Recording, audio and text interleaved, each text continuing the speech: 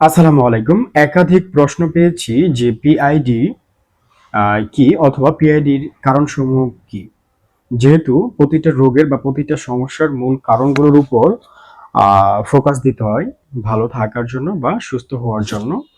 তো সেই ক্ষেত্রে এই প্রশ্নটি অনেকজনই অনেকভাবেই করেছেন যে পিআইডি কি?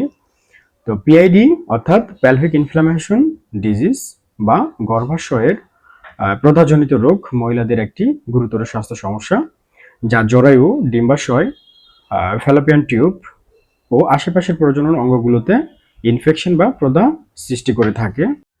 পিআইডি হওয়ার যে কারণগুলো, তার ভিতরে উল্লেখযোগ্য যে কারণ, ১ নম্বর হচ্ছে যৌন সংক্রমণ।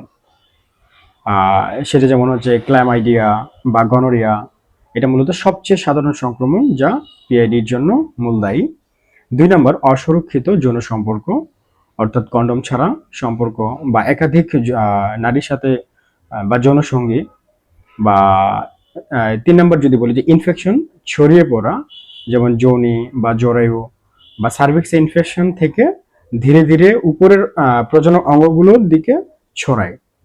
৪ নম্বর গর্ভপাত বা সন্তান প্রসবের পর ইনফেকশন হলেও আপনার পিআইডি হতে পারে পরিষ্কার পরিচ্ছন্নতার অভাবে।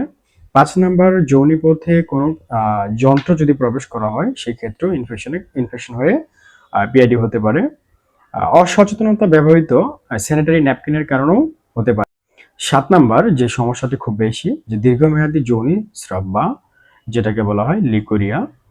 তো আপনার যদি পিআইডি হয়ে থাকে অবশ্যই কোনোভাবেই অবহেলা না করে সেটা সঠিক সময়ে সঠিকভাবে ডায়াগনোসিস করে সেই অনুসারে পরামর্শ এবং চিকিৎসা নেওয়াটাই বুদ্ধিমানের কাজ। আর এই ধরনের সমস্যাগুলো অবশ্যই খুব কেয়ারফুল যে যে অ্যান্টিবায়োটিকগুলো সেবন করবেন সেটা যেন বারংবার সেবন না করতে হয়। অবশ্যই আপনার সমস্যার মূল কারণ অনুসারে সেবন করবেন, সেটা দ্রুত কাজ করবে এবং একটা অ্যান্টিবায়োটিক দিয়েই আলহামদুলিল্লাহ কাজ হবে। আর এই ধরনের সমস্যাগুলো যখন আপনি লং টাইম আপনার শরীরে পুষে রাখবেন তখন বিভিন্ন হরমোনাল ভারসাম্যহীনতা হয়ে ইনফার্টিলিটি হয়ে থাকে বা ইনফার্টিলিটির জন্য যে দায়ীগুলো সেগুলো তৈরি হয়ে থাকে। ভালো থাকবেন। আসসালামু আলাইকুম।